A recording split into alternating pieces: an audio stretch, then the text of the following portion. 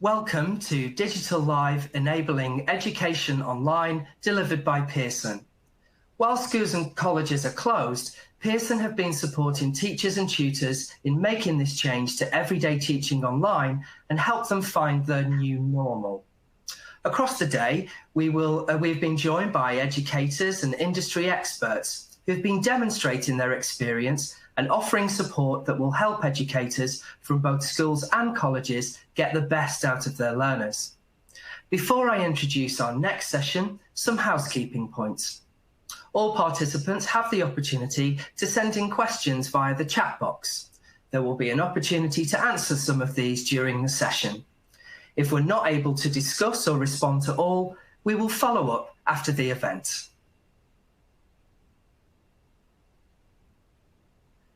Welcome, everybody. My name is Paul Webster, and I work for Pearson as the Subject Advisor for Performing Arts and Drama. I'm delighted today to introduce Helen Turner and Rachel Steele from Act On It, who will be talking about creating work together in the context of COVID-19. Following their individual careers in acting and education, Helen and Rachel set up Act On It in 2004. They were on a mission to take Act On It drama off the stage and into new settings. A not-for-profit social enterprise, Act On It uses drama-based workshops to improve the lives of others. Helen believes work should make you happy, and Act On It has been a brilliant undertaking and a voyage of discovery. Rachel remains completely convinced of Act On It's potential to develop people and change lives. Helen and Rachel, thank you so much for joining us today. It's a pleasure. Should we just let you know who's who? So I'm Helen. Hello to all of you. And I'm Rachel. Hello to everyone. Thank you both. Would you be able to tell us a little bit more about the work you do with Act On It, please? Of course. So Act On It, as you said, is a social enterprise, and we really sit at the intersection of drama and education with a foot in both that often comes very close. We always work in partnership where there's a need, and work with obviously the sector of education, but also other sectors such as community safety and also international development. We very much use drama in its widest sense as an artistic outcome, but more importantly and often as a process, really with a focus on building the transferable skills that I'm sure we've got a lot of drama teachers in the room know just what they are, but those invaluable school skills of confidence, creativity, teamwork. We're an ArtSmart partner, so we do work quite a lot in schools. We've developed a drama toolkit, almost a toolkit for non-specialists. I don't know, Helen, if you want to tell people a bit more about that. Yes, I mean, one of the toolkit initiatives we had was actually with slightly more disadvantaged profile of students to actually put drama into the everyday teaching toolkit of teachers, regardless of subject, just to try and accelerate some of those social communication skills and to improve spoken language, really just as a great way to underpin a young person's ability to learn right across the curriculum. So really, as Rachel said, just to take drama and go, we all believe, and I'm sure everybody on this call today really believes in its value. So how does creativity behave in an everyday learning situation rather than drama resources? Okay, great. So you're working with lots of different types of clients and groups. It's not just about drama students and teachers. This is a whole gamut of clients that you work with. And in light of that, how are you finding trying to implement your projects and your relationships with your clients in the context of where we are at the moment? Has it been a difficult thing for you to do? I suppose the best way to share with you how we're doing that is really to share maybe just a couple of it real. I won't lie to you, we did have that moment where we go, oh, we can't go into schools, they're closed. Shall we just go home, crack on? by the way, I think, as we're all aware, creativity is being heralded as one of the kind of great things that we're all holding on to in our wider personal lives. But when it comes to learning and the arts, how does that carry on? I think the two most helpful projects to kind of illustrate some of the ways we've done it is a project really generously supported by Farnum Maltings, which is very much an arts organisation, and they were in receipt of some funding through the Esme Fairbairn Foundation, again to try and kind of make sure this access to the arts doesn't now resort back to being a privilege, but actually stays, as it was for every student in school, something that we can all get a hold of. So we'll be able to maybe talk a little bit about the Farnum Maltings project. And then another one was we were due to pounce into Chichester Festival Theatre to work with their learning, education and participation team to deliver with their young practitioners a kind of very practical, intensive day on how drama skills can be pulled out and put as parallel to the more general employability skills and initiatives. So again, in that wider sense. Rachel, I don't know if you want to talk a little bit more that profile of group at Chichester we worked with, and then maybe between us we can help outline those two projects in more detail. Great. Yeah, I think the Young Practitioners Group are obviously a committed group. It's a great scheme they've got going at the Festival Theatre, where they support a group that maybe haven't always had that access to the arts to come in as the young practitioners that support their work in the learning, engagement and outreach participation team. So these were a group of older teenagers who differing experiences of education to start with, some now moving on and starting university, some quite underconfident, even though young practitioners, and some working. I think, you know, one of the highlights of the moments was, in fact, we did have kind of one of the heroes of the hour there. There was one young lady in the group that trained with us who's actually working in a care home right now. So it's very much almost a kind of re-access and integration through to an applied drama route, which they then will take wherever they want.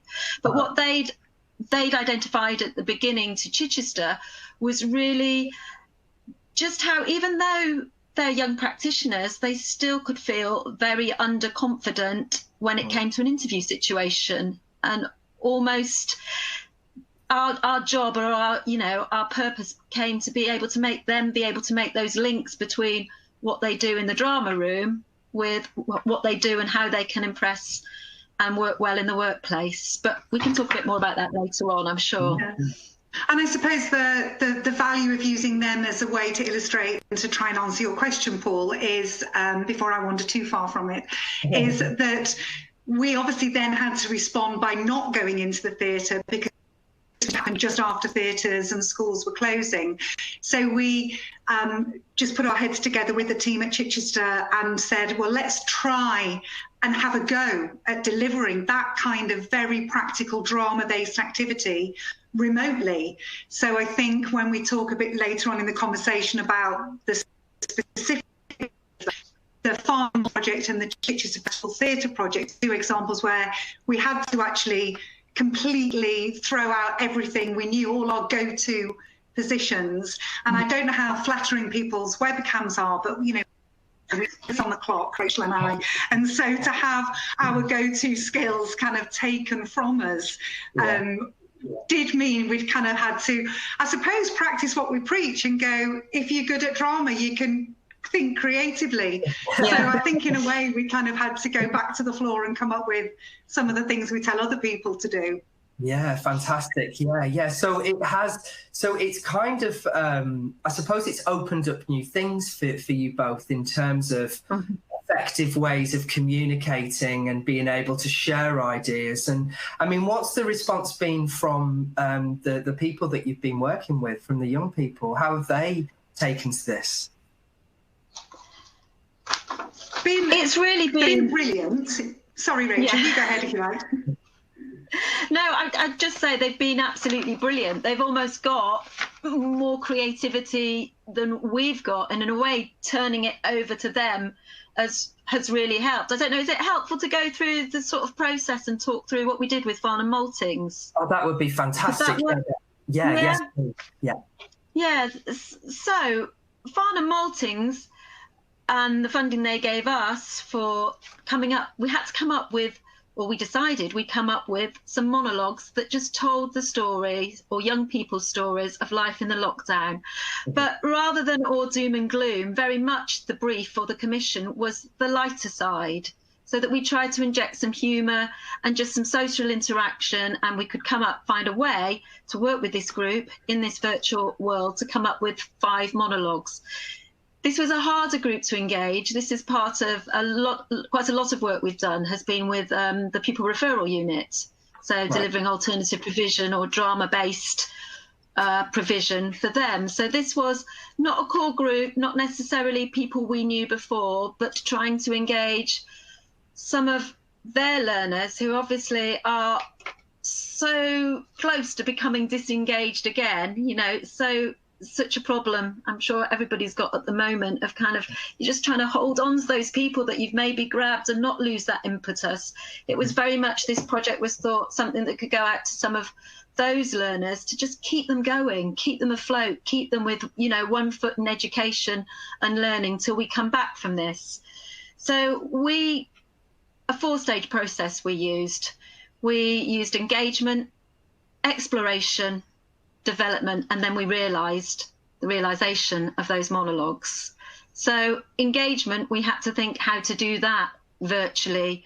So that became about almost one-to-one to try to talk them in, and that was through WhatsApp messages for some of them. Through some of them, it was Zoom conversation with a small group, but it was really to start to just have a conversation, start to say to them, what are the things that are coming up?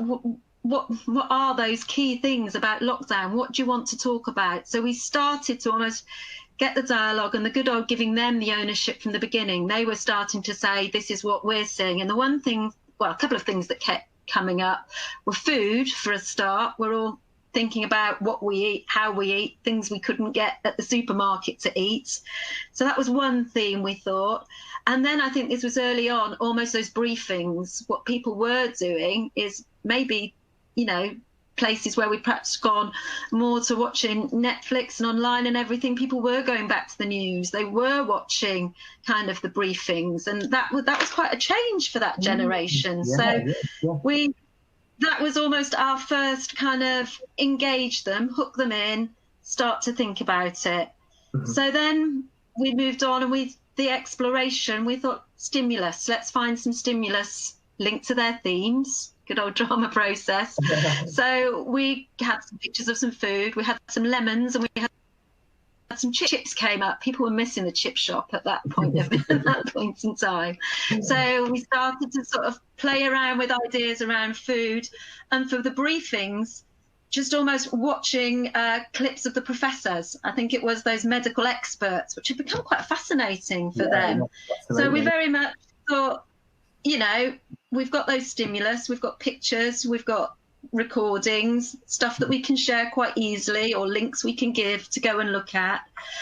And we started to bat ideas backwards and forwards in a bigger Zoom meeting by then. And one practical way we found really good way of doing this was just through the chat box, through talking about the picture of the chips and tapping away, one of us being online, almost capturing what people were saying, so that we had a ready-made almost bank of ideas to go back on. That was really useful, and that's something we've used a lot over this time. Can make a lovely two-handed script, but for this it was giving us the ideas. Craft and refine, the development phase started to happen. The ideas backwards and forwards, try them, add to them. And then I don't know, Helen, do you want to talk a bit about how we then realised and brought those monologues to a more crafted and performed piece? Yeah, I think kind of underpinning all of that process, and certainly what led them to be good outcomes that everybody felt they'd got a vested interest in and they'd made a contribution to, was really kind of, after Rachel and I certainly going through that initial worry of, oh, we need to deliver, we need to do something in a different way, the actual kind of dawning moment was we didn't. We still used the drama stimulus. We still had a conversation. It was still about ideas being shared and their genuine kind of creative exploration. So I think if one thing we learned, and maybe other people have learned this far more quickly than we did, it's actually you don't fundamentally change your practice as a drama practitioner. You just adapt the delivery model of it. I think you can take that. And so it did actually lead to the outcome being the result really of the same process as it would have been had we all been in a studio together. We just physically weren't all in it at the same fixed point of time. Yes. But they definitely got refined into better monologues and into, if you like, pieces of theatre rather than therapy, because they were passed around and people characters with each other's words, and we could, you know, put each other's shoes on, all of those cliches, and see what it's like to walk in others' shoes. And I think what that also gave us was that confidence that we weren't putting people in vulnerable positions where you're being asked to maybe share something that's a little close to home, or a little, you know, making you too visible to maybe peers, that when we all get back and work together face to face again, you maybe wish you hadn't shared, or something like that, you know. So it gave a collectability. And I suppose if we think, how do we first set up a year group at the start of a creative journey, we'd want those rules of, wouldn't we, that we don't mock each other, that we have respect for each other's ideas, and that actually you're only really ever going to have creative practice if you've got trust. And if we can actually really believe that vulnerability will actually give us a certain strength, and it will actually probably bring out some of those pure gold moments of drama and of art. And so I think we kind of refined them by not having any one person feeling that was their idea, and no hierarchy of what makes a good idea. A melting pot of half lines of dialogue. You know, in a way, by the end, the monologues at the moment are at the stage where they're written and they're just being worked on by a few young people who are going to video them, and then we'll share those as kind of scratch performances to camera, as it were. But I think for us, because we did replicate that kind of integrity of how you would work with a group in a studio, and I'm sure everybody listening this afternoon would know exactly what kind of behaviour they would and wouldn't encourage, initiate, support. And I think the fact that things have gone remote doesn't change the value system that actually makes taking part in drama a really good thing to do for young people. Yeah, definitely. And so can I just clarify then, in terms of those rules, in terms of that kind of structure that you set up with them, did you discuss those things with them before you began? Did you say, you know, we need a kind of everybody to accept that this is a safe space for us to work? To be really honest, no. Whether we should have done, maybe. I think they come up quite naturally, but I think how we did set that bar was by not falling into the trap of, because we're doing this differently, our expectations are any lower about what will be generated. So I'd say absolutely that we went into those sessions without any apologies. So no, like, we're really sorry, guys, this is on Zoom and we know it won't be the same as if we actually went in going, right, come on, we might all be working to a webcam, but we're still going to have the same energy, we're going to have what we do, and read the same respect for how then we worked, I think. So we fell upon that. If somebody could have given me any advice before we did this, it would be just leap in with the same energy levels, the same confidence, the same commitment, this will work, that we all would in a practical, more familiar setting. Yeah. Yeah. No, that's understandable. Thank you, Helen, for that. We've got some questions in, and they are all focused on safeguarding, on using things like WhatsApp and Zoom. And for some of the people listening in today, they have been advised not to use things like Zoom, and whether because there's one teacher here who's using Google Classroom, and it's not necessarily that good at kind of replicating what happens with the other things. So what experience have you had around safeguarding, and what are the best kind of platforms that you've found in your experience so far? Shall I start us off, and then Rachel, you can add in? On a very practical level, which might be something we were lucky to be able to have, and I don't know if everybody has got that, is we were never kind of alone in Zoom with the young people. So there was either always two of us, or in the case of the Chichester project that we'll talk more about, we actually had one of their people, one of their youth theatre workers in on all the Zoom sessions. So nothing was ever, as we would have had an open door if we'd been working in those environments, and people would have obviously been there. We did that. We did very small but practical things on settings, such as we disabled the private chat function. So anything that was going in the chat box was for everyone to see. We kind of had a finger hovering over, you could mute people. So if there was something about, if you'd normally go stop right there to somebody, we could stop them right there. Likewise, I mean, those things didn't happen, but I can appreciate that it is something we need to be mindful of. Rachel, have you got other things you would want to add to that? I think it's just the normal safeguarding rules in terms of the accounts were all obviously through the Act On It account rather than personal accounts and everything like that. I think some people, they were over 18s at Chichester, so they did use their own accounts. We did have some conversations about that, but obviously with the consent and the other person in the room, that worked. I don't know, it's probably more help from the rest of the group if there's people that have managed to use, say, Google Classroom in a more creative way. That might be more helpful than us.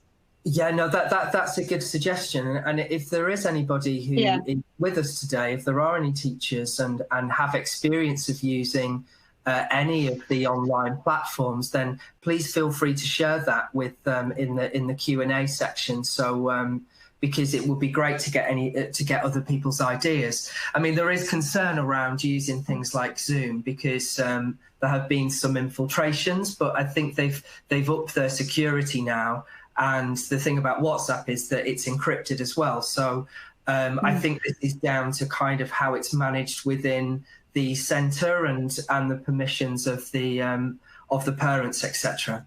Thank you very much for that. Susie has said that there's a platform called Loom that you can use. That's LOOM. Thank you for that, Susie. If there's anything else that you can add about your use of that, that would be really great.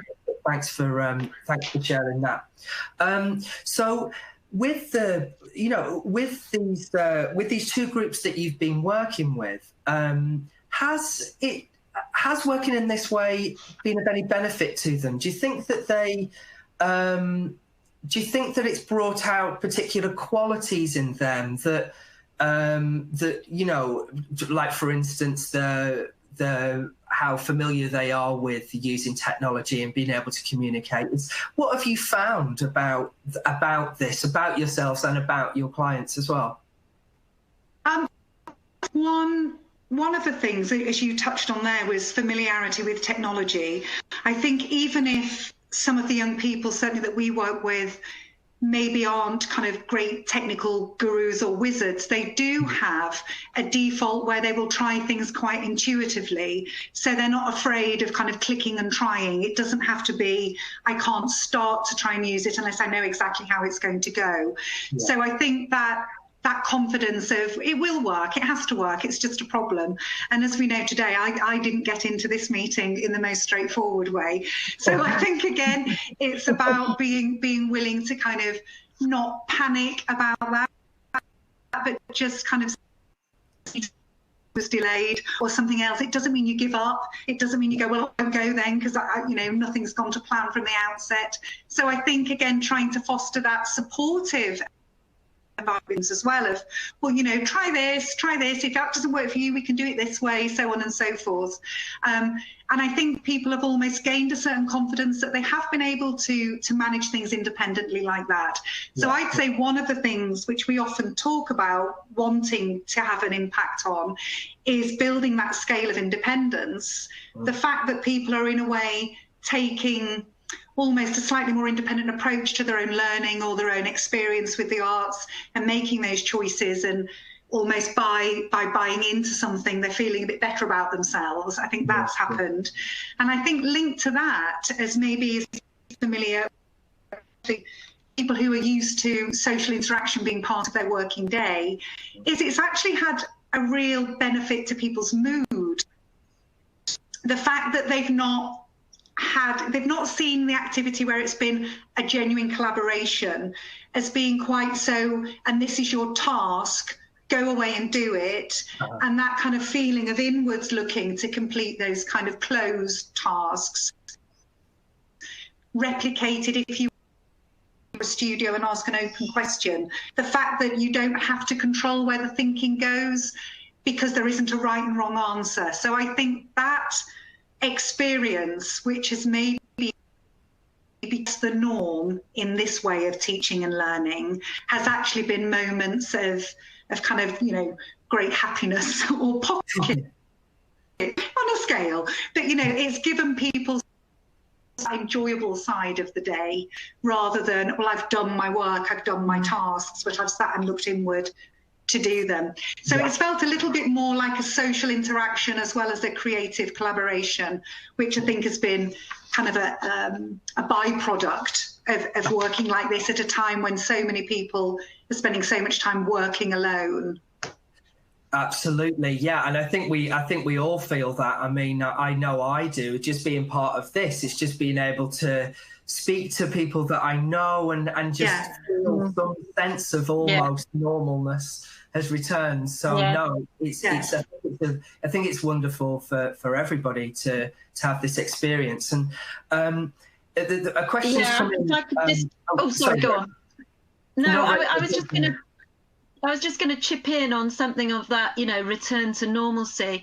And almost, when you have your real life drama session, sometimes that repetition of that warm-up exercise or something that actually can be something that really enjoys, it's, we're back in the room, we're doing it.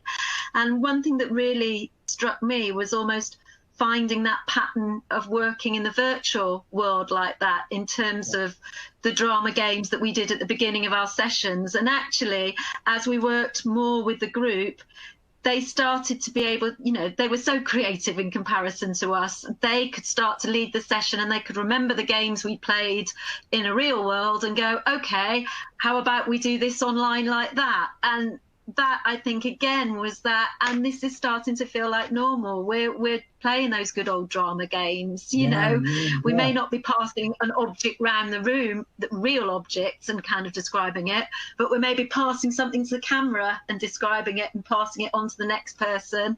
And we can't go around the circle, but we can say the person's name and move it on. And I think that was just, it was kind of like, oh yeah, this is it's not so different, which I think is a real, Absolutely, yeah. And we've had a question in from Nikki who was asking about any particular activities or icebreakers that you found have worked well remotely. And I think that's a great example where, you've got something that you think is so fixed within a physical space where you're stood in a circle passing an object, but all you need to do is, this is being passed to, Jerry. Yeah. And then you pass Jerry, it to change the object. Yeah. Has there been anything else that you have found that works successfully? We actually did. We actually asked a lot of the young people we were working with to bring a warm-up game to each of the different sessions, so that, again, like you might go around, it wasn't just all. We didn't want them to become the passive recipients of drama, because that just sounded a real anomaly with what it should be. And we also have this little mantra of, it's been a really good workshop in the real world, so why not bring that to the remote world if the participants have worked harder than we have? And so rather than we bled ourselves dry and no one still had a good time. So it's about kind of, come up with a one where we just all had to move in the webcam shot until she clapped her hands and we froze, and then we had to go around and explain how we'd got into that position.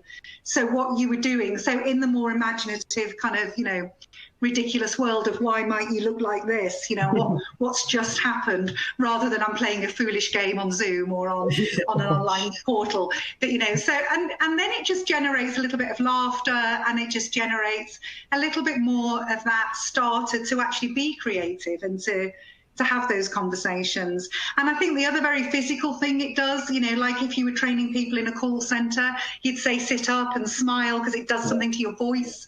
Yeah. It just kind of had a different physical kind of effect on then the substance of the meat of the work in it.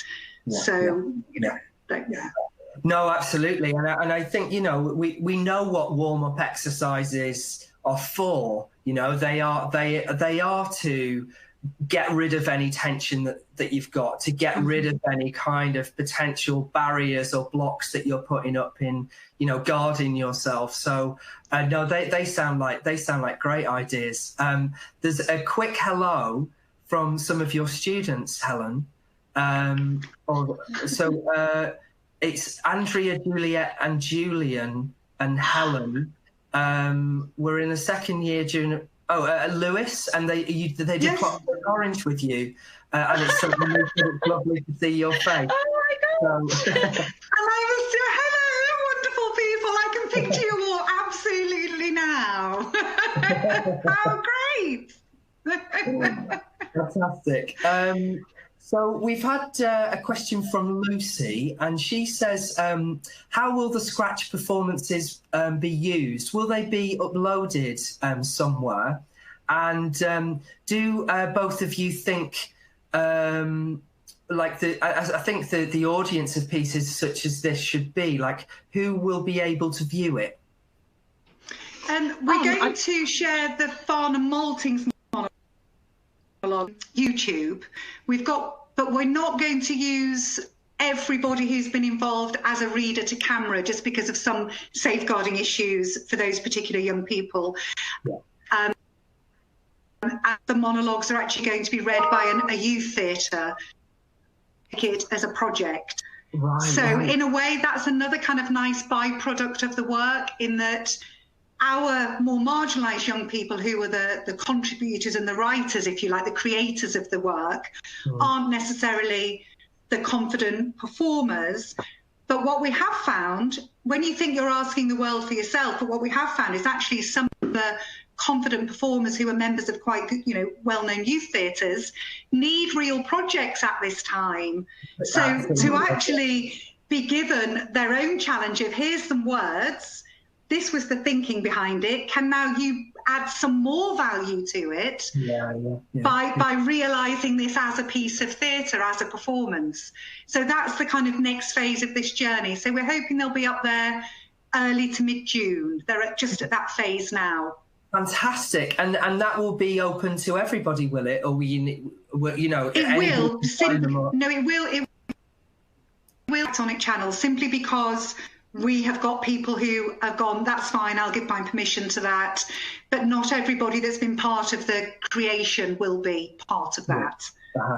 But I think that's such a brilliant project to have, where you've got the young people at Maltings who've created this work but don't necessarily have the confidence, or they just don't want to be filmed in that way. And then to work with these young people in Chichester who've got the training. So I just think it's a fantastic collaboration you've got going on there. And it's actually just quite a nice peer support as well. So I know the students, the more marginalised students we've worked with on the creating of the work, the content, are actually quite flattered that another young that isn't their normal experience.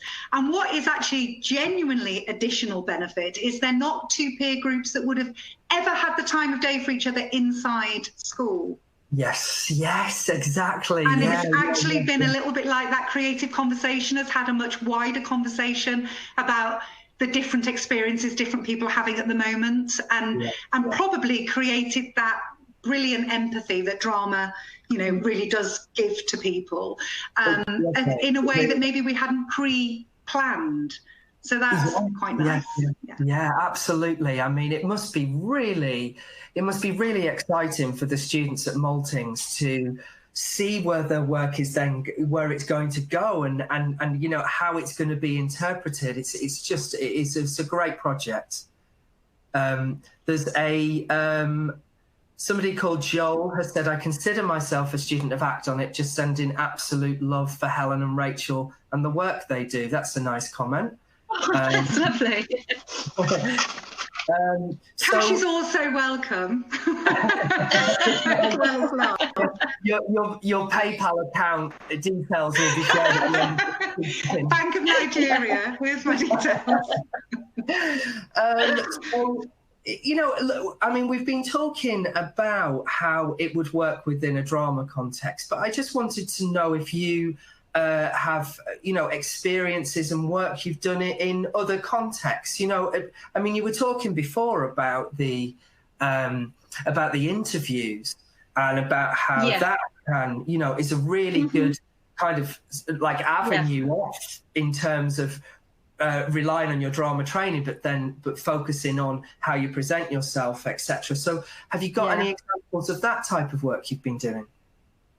Absolutely. I think employability is something that we've always kind of pinned our drama approach on, from working in our time being contracted by the PRU. At that point, we were using a drama approach to deliver BTEC work skills, which has all those interview skills and preparing for interview units. So very much delivering those through work, through role play and everything.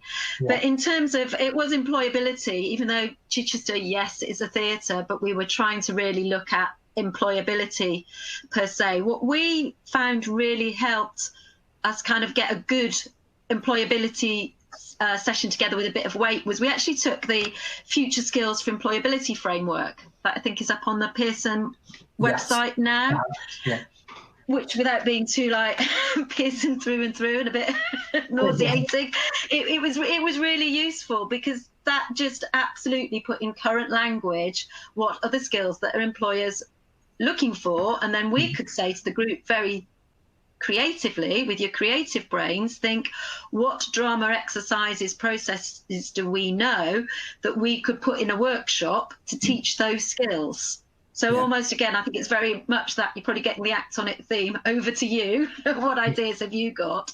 So that just had things like they needed powerful influencers, people that can give a good presentation, a good skill. So straight away that links to drama, doesn't it? Anything you do on voice, any of the voice warm-ups we're doing, we're straight away creating powerful influencers. So almost thinking of that non-drama specialist vocal warm-up that you could teach to any group that were feeling nervous before an interview.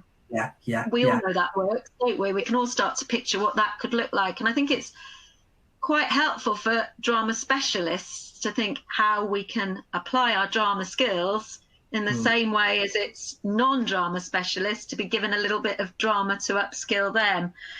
I think other things, most valuable players, I think was another one I can remember. And that was about how do you have the leader, you know, who can take that leadership role. So that straight away came about, how can we use those drama exercises that need somebody to take a lead, shaping the improvisation or coming up with those first creative ideas.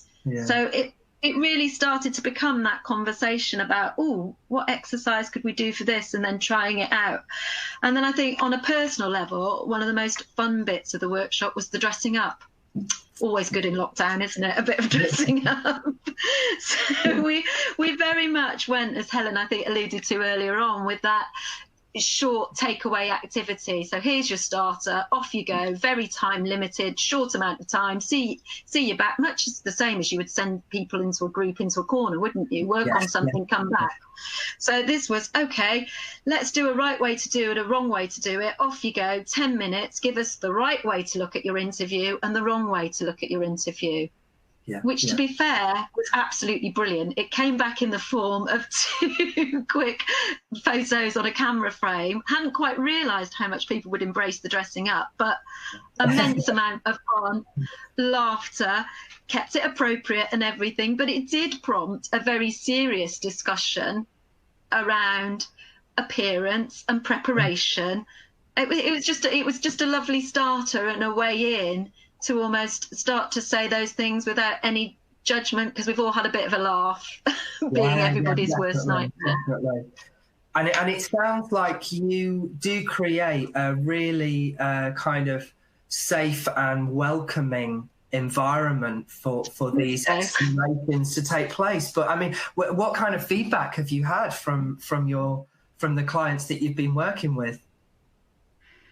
We actually got some lovely feedback. And I promise we didn't fish for it, even though, or pay anybody. But it was actually more, we were expecting maybe, this was the most useful criteria on their employability framework to link to this. Yeah. But it was, I hadn't actually consciously realised what transferable skills drama was really giving me. That was what a lot of young people were saying in different ways. Yeah. So although you maybe know it subconsciously that you'd say it builds confidence, how that manifests in terms of an employability skill was suddenly had the light shone on it. Yeah. More explicit rather than implicit in the way of working.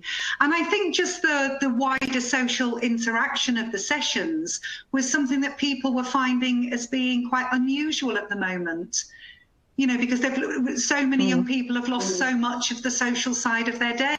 Yes, yeah. And even siblings or whatever, it's not the same as that community of interest in a kind of scenario, but people were genuinely, rather than just reading to learn something, were having a conversation to learn it, and it just felt nice. It just kind of made people a bit happier again in terms of their day, which we all know is the same at work as well as at school. It's sometimes what gets you through. So I think it was people actually saying thank you for that. A couple of people did say, which we weren't actually expecting, that they'd been very nervous about joining drama online, and they'd kind of done it because they had to, or felt they'd said they would. But actually, and they were quite nervous about how was this going to work, and would they have these skills? So to not thinking of changing how you work can actually have a massive kind of benefit and reassurance to the young people you're working with, because suddenly they realise they've not got to become someone different to still do well in a subject they always did well in. Yes, do you know what I mean? So those kind of, we all know some people prefer to do the written paper, say on GCSE drama, but most of them like to do the practical work. And so to make all of your day about practicing for the written paper can make some people feel a little bit sad. To still keep some of those other more fun parts of the day there, it was actually hugely reassuring to them that we weren't asking for a different skill set from them either was very important. Yes. That is brilliant. Thank you so much. I can't believe how quickly time has gone, and we're going to have to end now. There's been quite a few questions from the people joining us today about how just further guidance really on working in groups and supporting students who are doing GCSE or A-level or BTEC. And so from my perspective, that's something that in the next couple of weeks, we're going to be doing some online sessions on this just to provide everybody with some more guidance, really. So But what you've talked about today has been so fascinating. And honestly, the comments that are coming through are really positive, because the people have got a lot out of this. So thank you so much to both of you, Helen and Rachel, for participating in this. And thank you for everybody who has attended today. And we hope you found it useful.